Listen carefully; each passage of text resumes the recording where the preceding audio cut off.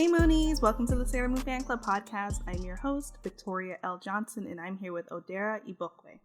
He's an illustrator and painter who celebrates the magic of the African diaspora and queer, trans, Black, Indigenous, and people of color.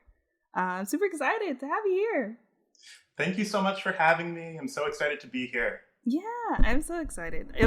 It's always so cool when like someone like you're one of the people that I wanted to reach out to because I remember seeing your art on I think it was Black Nerd Problems like years ago, and I was like, this is so cool. So Thank you. Really excited to talk to you right now.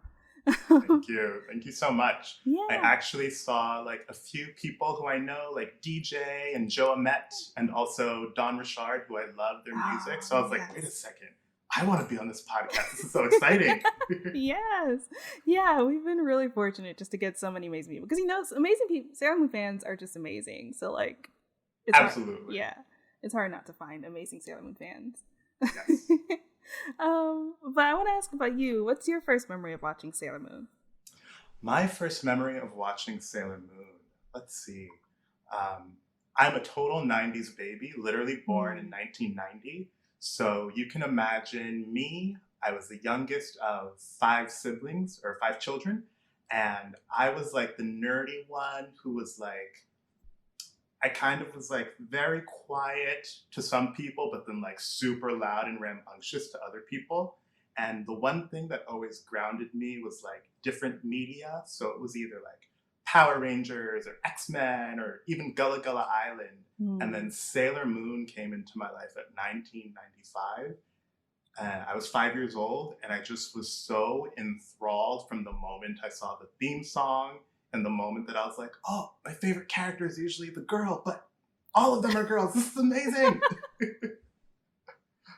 Oh my God. I never thought of it that way because it was so true for me too. Like watching Power Rangers, it was like, I liked the Pink Ranger, or I liked, the Yellow Ranger. And like, yeah, I guess that probably was what drew me to Sailor Moon too, because it's like, all of them are girls. There's 9 of them. So many. Yeah. Oh, yeah, that's great. How else did you feel? What were you thinking?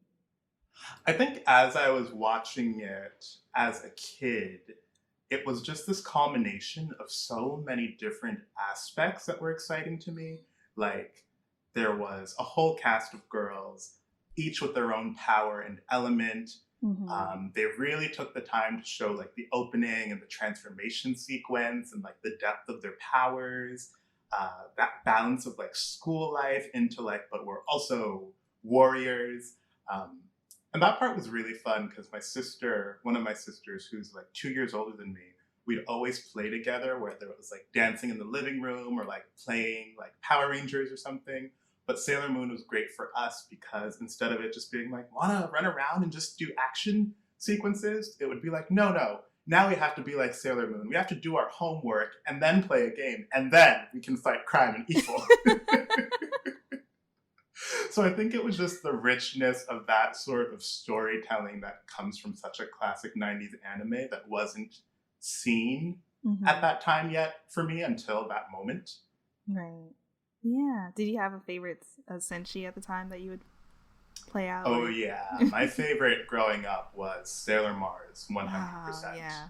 Mars is great. What made you love Mars so much? I'm going to laugh at this. There is a lot of reasons. Okay, the first one that came to mind that made me really laugh was when I was like 5 years old. My like top favorite singer was Aaliyah. Oh, yeah.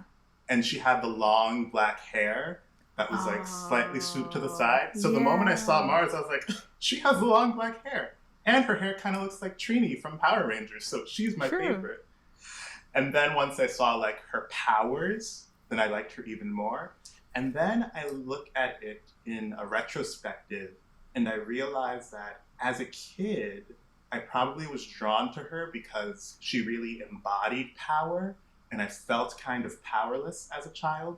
And it was also interesting to see, like, even though she was considered very, like, beautiful and, like, boys swooned over her, she was still very, like, spiritual and considered strange and went to Catholic school. And there was still that energy that kind of had that, dichotomy of yeah, she's a fiery one who still loves her friends, but also she's kind of a weirdo to many people because she's just talking to crows.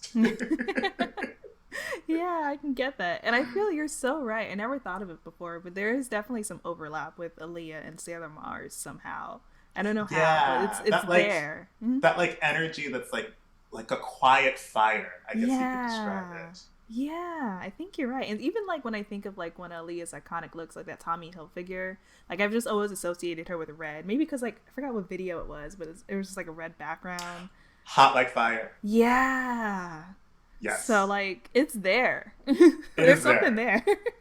It is there. Oh, I love it. No, that is not laughable at all. I totally get that. Yeah. It's just um, me thinking of my 5-year-old self being like, the hair. Yep, yeah, that's my favorite. yeah. It fits. It works. Yeah. Yeah, it's funny how we choose like lifelong favorites based on like the like littlest things sometimes or the Hmm. smallest detail. It's like, oh Hmm. yeah, like they said this one line that one time. You're my favorite now. Exactly. Yeah. And especially I mentioned it before, but like I saw your remix or your mashup of like Sailor Moon in the context of the African diaspora. I thought Hmm. it was so cool. It was beautiful. Oh, Still thank you so is. much. Yeah. How did you come up with that idea? That idea came about through a lot of like different moving pieces. Mm-hmm. Um, I guess, let's see, how can I start this story? At the time, I had just graduated from art school at Rhode Island School of Design, and I experienced like the worst, like post college, back to living with parents situation where it was just like, Mm. oh, I'm miserable. This is the real world. Maybe I'm depressed. And, like before I was creating like 3 new pieces every week, just like it was that ridiculous. And then I burnt out. And then it was like, I can create one thing every 3 to 4 months. So it was just a really trying time. And eventually I got myself out of that hole by taking an online course. And in the online course you mentioned, yeah, sometimes people use fan art as just like a good project to like keep themselves going or develop a new body of work without thinking too much about what is the concept, what is it going to be. And I kept on to that idea of, oh, I actually haven't done that much fan art besides being such a fan of so many things throughout time. Mm-hmm. Um, and then I realized throughout all my years of drawing, all of my years of uh, doing like fan art as a teen or as a child, and then getting more serious about my craft, that I had never done anything in Sailor Moon. And so eventually I did a tiny little sketch of Sailor Mercury in acrylic paint, and it was just like a little wobbly mess, like the original design of Sailor Mercury. It was just like very abstract and lots of cool brushstrokes. And then this is going to be funny too because another R&B reference is popping up. Around that time, I believe Beyonce was she was on tour, and one of her outfits had like this really beautiful like chest plate / necklace that had all these pearls and bubbles on it. And Oh, I know because what of you're talking about, I think. yeah, Mm-hmm. and it's like all white, and it's kind of like a leotard on the whole body, and then the top is like the little pearl bubble things from like Mm-hmm. 2013ish. And I saw that, and I was like, oh, this could totally be a Sailor Moon outfit. And then my brain was like, so draw Do it. it. And so from there, I was like, okay, I'm gonna do Sailor Mercury, but I'm going to take these different influences. I'll make her a little bit closer to this inspiration of this design from Beyonce. I'll give her a little blue fro because one of my friends who loves Sailor Moon, her favorite character was Mercury, or one of them was Mercury. And so I was just combining these different pieces, and that's what created the first Sailor Moon redesign. Yeah, that's so cool. How did you? Well, this might be a long thing. But I was like, how did you work through the creations for the rest? I mean, you did all of them, which I was just like, this is impressive. Oh, I can go through each one if you want me to. If you don't mind, I'm really curious now because there's so much thought you put into it. I can Oh, tell. absolutely. Yeah. So I started with Sailor Mercury, and that was based on my friend Lucy. And I also had like some robotic design elements just so Mm. that I could kind of like call back to the original like drafted design where she's like, Sailor Mercury is actually part android or a computer. Right. That's weird, but I'm going to have that in like the outfit, but she's not going to be a cyborg or anything. Yeah. And then from there, I thought, okay, maybe since I've already departed from them being like Japanese schoolgirls, maybe it's going to be like girls at an international school in Japan or in America, where it's just different groups of people coming together. And so originally I thought, okay, we have people who are like Indian, people from Europe, people from Africa, from the Caribbean, just a whole wide variety. And then I realized that something I had never actually seen before was seeing a group of 10 women, or nine or 10 women, all celebrating the different aspects and variety and diversity within the African diaspora. Because even within like Nigerians, where my family is from, or West Africans, or the Caribbeans, or Black Americans, or Black Canadians, there's just so much diversity visually in our style, in our culture, in the music, in the way we dress, even in just the hairstyles. So I kind of turned from going to like a global international route to like a global Black African diaspora route. And I'm just going to quickly pull up some of the Sailor Senshi so I can look at each one. Yeah, and you're right, it's 10. I like skipped over Chibi, but it's 10. With Chibi. Perfect. I guess that's technically like, that's 10, yeah. She's not her own planet, but it's cool. Yeah, 9.5, maybe. 9.5. She's small. Pluto's technically not a planet anymore, so... I still count Pluto. I still count Pluto, too. Like, what is your mom giving you? She has to give you pizzas. Oh, man. Sorry about that. No worries. I'm so full of giggles today. Yeah, it's fine. Sailor Moon. I get it. And so with Sailor Venus, the design, it features more of the metal aspect and thinking of her like obsession with pop stars. And this was like 2013, so the outfit's a little bit more like, you know, Lady Gaga, Beyonce-esque, metallic with the like bodysuit underneath. And throughout this entire process, it was really difficult but fun and challenging to give them each new outfits that are different from each other while still feeling like they're obviously all Sailor Scouts. And then Sailor Moon, I believe I just kind of took influence from like the couture Dior dresses that she would wear as like Sailor or Princess Serenity. Let's see who's next. Sailor Mars. Now that I look at it, actually, she does have the Aaliyah side swoop that I drew in. And she has the Aaliyah side swoop, but the hair is more curly, less straight, almost like a flame. And then the design aesthetic was very much pointing towards like the crows that she has. I do see that, yeah.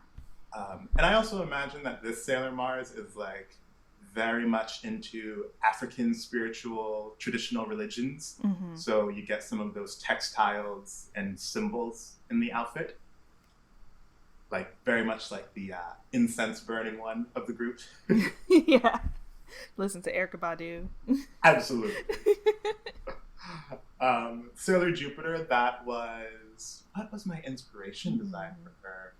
Part of it was like athleisure and kind of combining like that floral aspect with the protective rubber gloves and pants for lightning aspect. So kind of like athleisure and combining florals with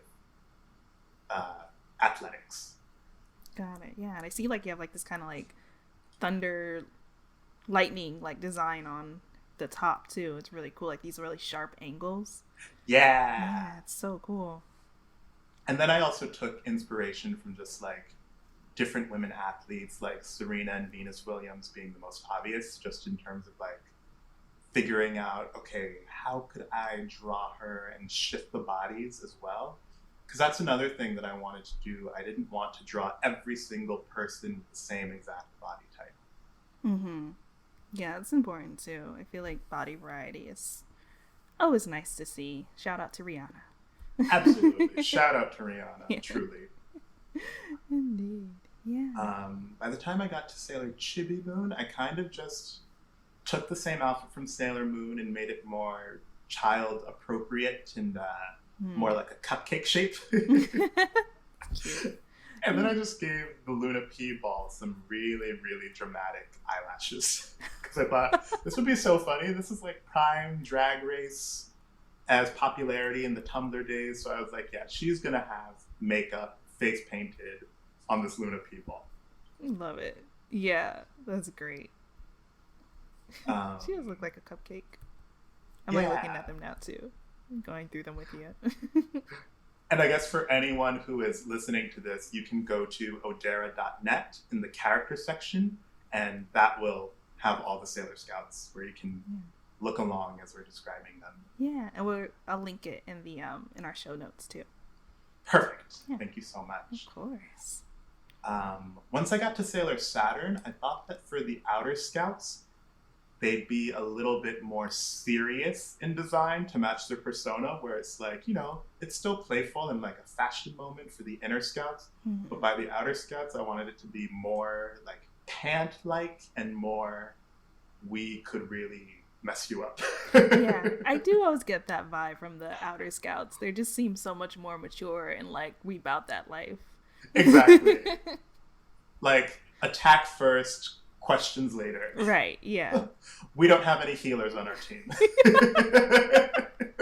we have Sailor Saturn who will destroy just straight hitters.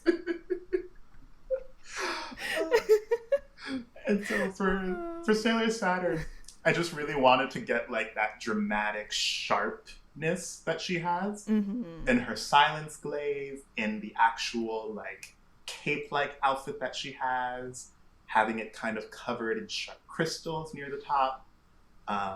And then I took inspiration from, I think it was like Diana Ross maybe for the hair. Yeah. Diana Ross or like Solange from 2013, just to get like that really angular, sharp hair. Because it was just so fun to look at all these fashion moments and see how Black folks have done their hair throughout the years and been like, yeah, this can be applied to Sailor Saturn easily. Yeah, that's so true. Yeah. And then next up was Sailor Uranus, and I just wanted to emphasize like the androgyny and the masculine and feminine and non-binary energy combining. So it has the drop crotch pants, again, pants and no skirt really. Right. And just an outfit that any gender could easily wear without question. And then kind of like feathers to point at the element of air. Because I've always been confused by her element of air and sky. I always thought it was earth growing up, like the ground shaking.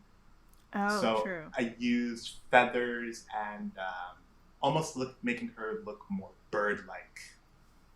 Oh, I can see that, yeah. For an aesthetic. That's cool, yeah. They don't really play into her, like her powers aren't as overt as the other senshi. Like in relation to like it being air. So this is cool. Ooh. And then realizing that it totally made sense where it's like, oh, of course Uranus is air because Neptune is her sea. And they go together like that. And so when I got to Neptune, I wanted some body diversity and some like retro swimwear. Almost very mermaid-like. Yeah, I think like pinup.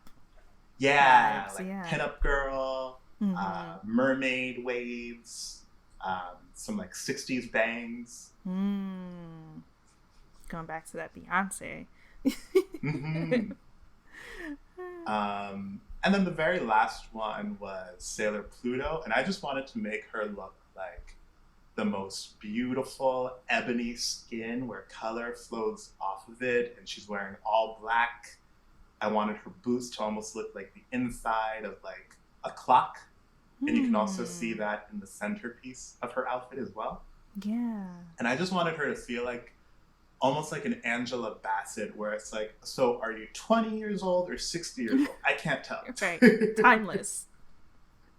That makes a lot of sense, because if anyone is gonna like rule time, they need to look like they could be any age at any moment. Exactly. It's like, I don't know, Angela Bassett. Exactly. Yeah.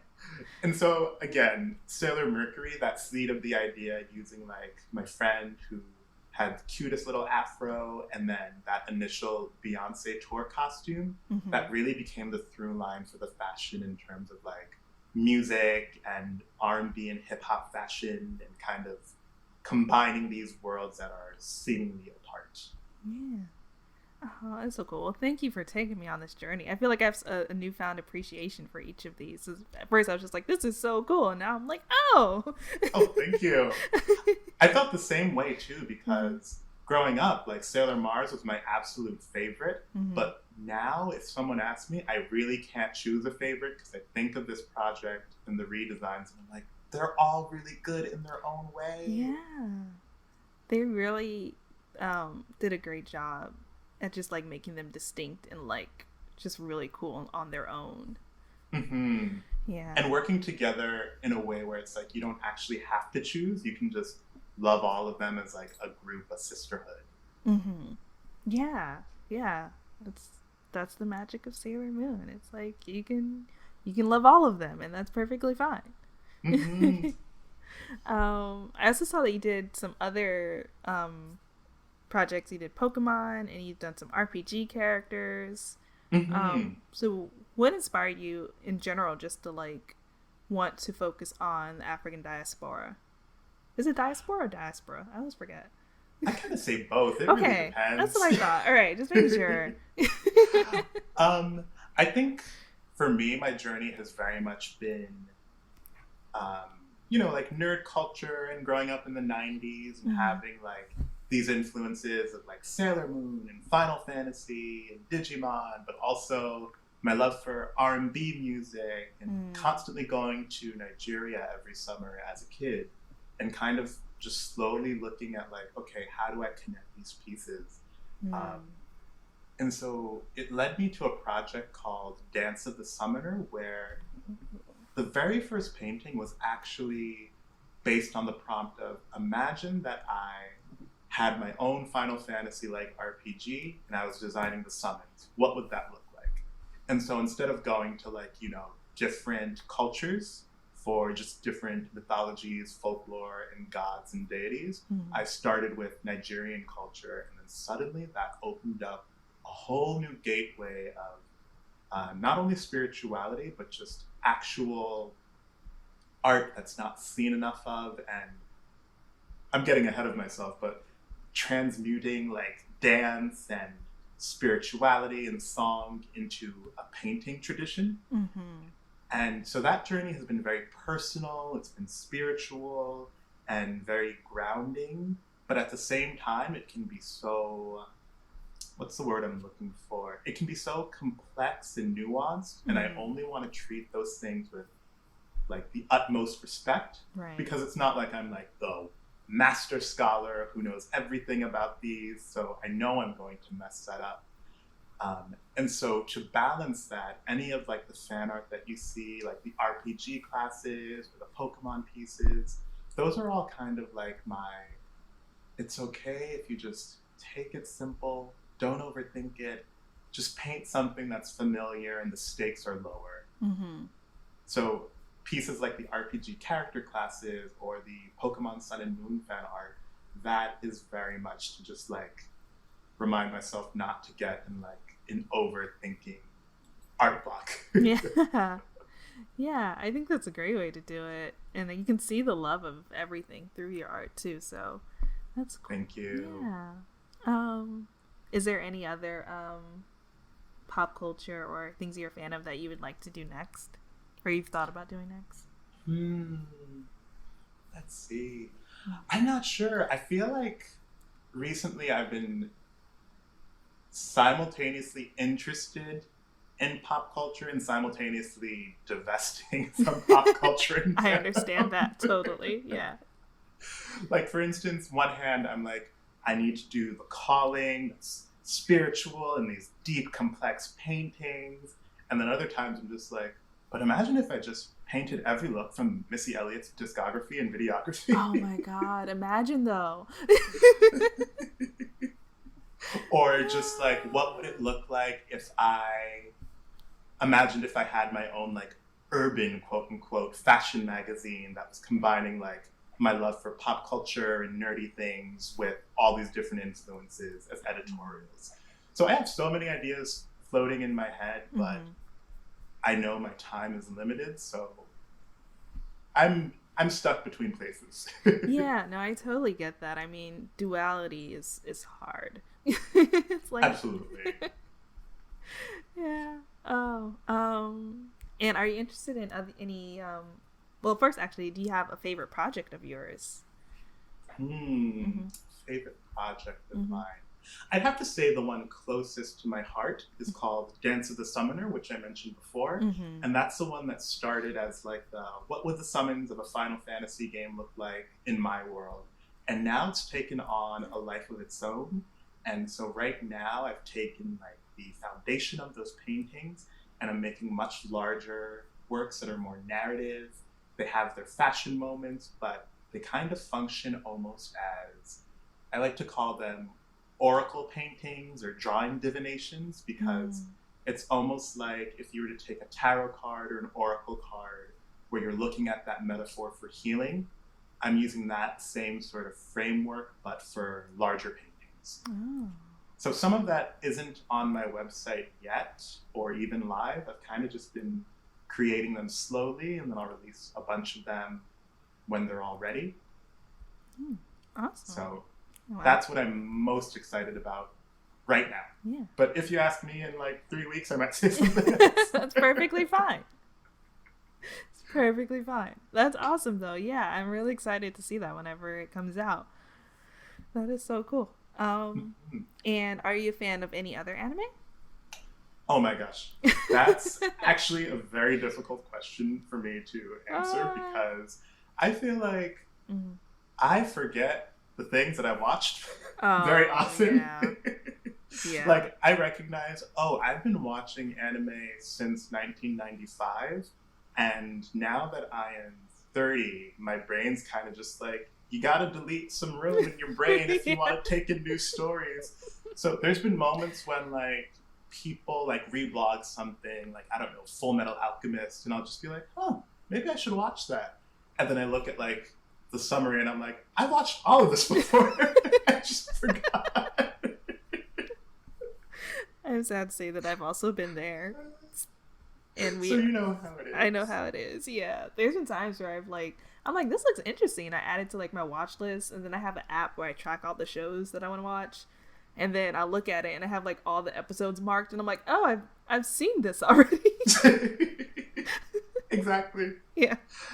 But I guess to answer your question, in recent years, I've taken a liking to, aside from the obvious like magical girl or anything that like many Sailor Moon fans like, I feel like Studio Ghibli films are just so timeless, and I can always return to those, and they're so inspiring for so many life lessons, where it's like, when I watched this when I was 12, I didn't feel anything, and now I'm 30 and I'm like, I'm sobbing.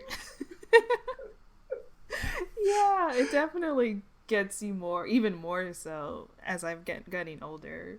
Yeah. Just thinking of the trauma of it all, of like, for instance, Spirited Away, just being like, she took your name, you're working the bathhouse, your parents, oh no. The levels. The levels. Yeah. No, it's so true. I think at first it was just like, this is a cool and sad story. Now I'm just like, your identity is gone. Ripped away. Yeah. Exactly. Yeah.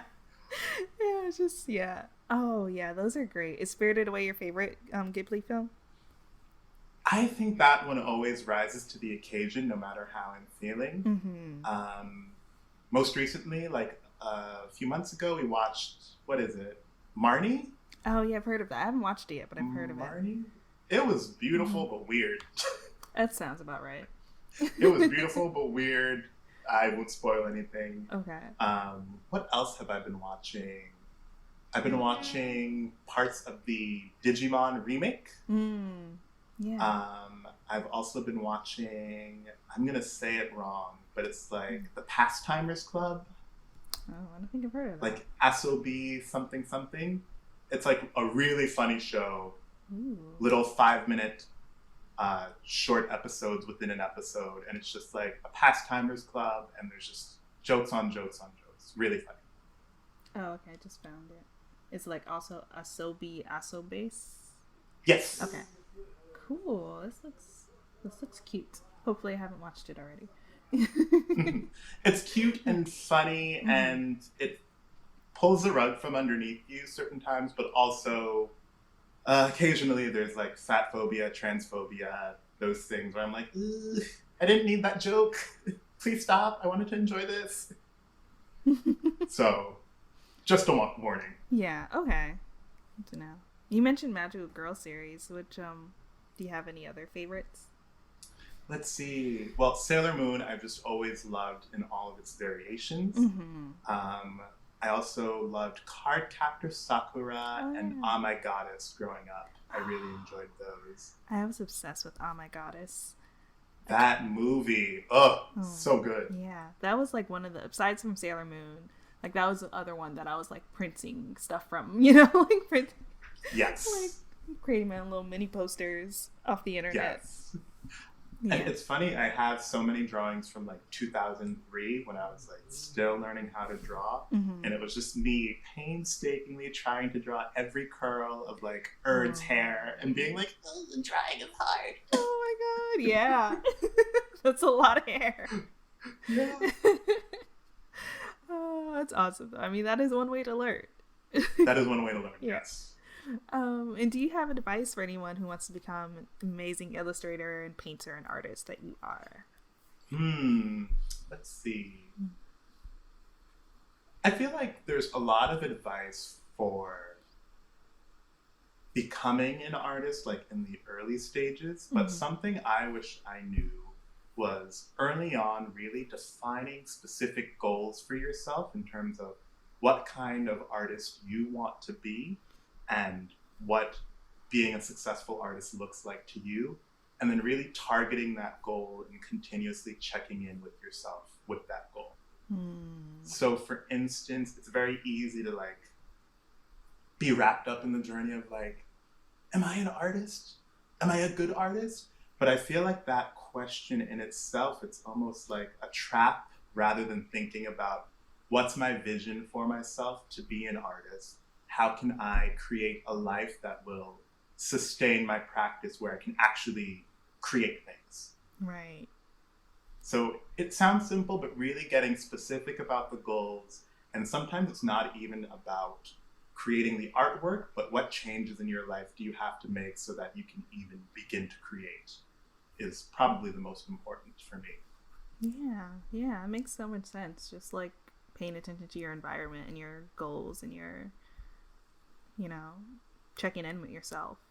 It's so easy to get like lost in like what other people are doing or what you think you should be doing. And it's absolutely. Like, yeah, that makes sense. And that goes back to like, I know it's a bit cliche, but you really have to focus on your own journey and don't compare your journey to other people's journeys too much, because that's just a recipe for disaster. And sometimes there's just these hidden threads of, it might be hard work, but it might also be luck. It might also be privilege, but you can't change other people's journeys. All you can do is focus on your own. Yeah, that makes sense. So true. And yeah, I mean, I'm such a proponent of cliche advice because I feel like there's a reason it's cliche, like because it's worked for a lot of people. Absolutely. Yes. Yeah. And then just like you might remember, Sailor Moon had the Sailor Moon Says phrase at the end of every episode. What would your phrase be? So Sailor Odera says. Sailor Odera says. Sailor Odera says, be true to yourself, build a home within yourself, and remember to relax and eat some snacks. Play some video games too. I like that. We all like that. Yeah. Usagi taught us great. Right. Video games, manga, food. Yes. And sometimes save the world. Sailor Mars was my favorite growing up. But now I look back and I'm like, Sailor Moon really had the right idea about just wanting to go to bed. Honestly, like, I totally, like, I've always identified with her the most, but even more so as now I'm older, because I'm like, yeah, why do you want to go out and fight these monsters? Like, I'm scared. I want to be home. Me too. I want to eat food. Like, I don't want to have to worry about my body. Right? I want to wrap myself in blankets, and if I'm doing any work, I want it to be like going to a therapy session or something. Mm-hmm. That's the hard work I want to do, not fighting creatures who want to destroy me. Yeah. I mean, absolutely relatable. Relatable queen. True. Of the moon. Yes. And, well, hey, you mentioned video games. What video games do you like? Ooh. Right now I'm playing Hades, which is super fun on the Nintendo Switch. Mm-hmm. Of course, I've been playing Animal Crossing this year. Yeah. And in terms of like favorite video games just throughout the ages, growing up, I loved RPGs, fighting games, and then like weird games. So like Final Fantasy IX. People will laugh at me for this, but Dead or Alive was a favorite for fighting games. I love Dead or Alive too. It's so good. Yeah, it was so fun. I love like Soul Calibur and Dead or Alive. Like, I don't know what's up with me in fighting games. Like, I never really got into Street Fighter as much and Mortal Kombat, but I love Dead or Alive, and I love Soul Blade and Soul Calibur. I know there was so much like fan service, but like as an actual fighting game, it just felt good. It felt like the movements were a choreography that you were controlling, which was nice. Yeah. And then in terms of like weirder games like Katamari or like Jet Set Radio were my favorites. So those were like my 3 favorite go-to categories, and still true to this day probably. Yeah, nice. All right, I just had to, I'm a tangent queen, so I was like, I need to know these things. We love tangents. Yeah. But what is next for you, and where can people find you, or where do you want people to find you? You can find me at my official website. That's www.odera.net. That's Odera. And then on Instagram and Twitter, you can find me at Odera Igbokwe. That's Odera Igbokwe. You just gotta love Nigerian names. That's only 2 of them. And what's next for me is I'm just in a really great creative flow right now. So I'm kind of like not hibernating, but quietly working on a bunch of things. And you'll know when you see them, probably at the end of this year or sometime early next year, especially if you follow me. Awesome. It sounds great. We look forward to seeing all of that. And thanks so much for coming on the show again. Thank you so much for having me. Thank you for all the work that you're doing. It really doesn't go unseen. We appreciate you so much. I feel like so much of my generation and people miss that community feeling of the internet. So having this space where we can all commune around something so pure like Sailor Moon is really sacred to us. So thank you. Thank you. Oh, you're gonna make me cry. Oh, don't cry. I mean, unless you need to. No. I love how inclusive this anime community is. It's like, don't cry unless you want to. It's fine. Crying is okay. But it's a healthy bodily response. Right. But don't be sad. Yeah. It's great. But no, thank you so much. It is always so great to hear that. You know, I just started this podcast as like, I want to talk about Sailor Moon and this will be really fun. And it's just so overwhelming. It makes me really happy to hear that people love it so much. And, you know, and find some kind of value in it, because I was just like, this will be really fun. Absolutely. It's so fun, and it reminds me of like the cliche, basic, almost like corny lessons that Sailor Moon teaches us. Yeah. But at the end of the day, it's really good advice. Exactly. It really is. Looking back on the episodes now, I'm like, she was actually giving me some good advice. Like, this probably was the foundation of all my morals. Absolutely. For better or for worse. Right. I have high expectations of my friends. Let's go save the world. Yeah. And then go eat. And then go eat. Yeah. Hopefully no one dies. Yeah. Basically. And on that note, you can find me at Miss Old School. It's Old School with a K on Twitter and Instagram. And you can find the Sailor Moon Fan Club podcast at Moonies Club on Twitter and Moonies_Club on Instagram. And thanks so much for listening, Moonies. Thanks, Odera. Thank you so much.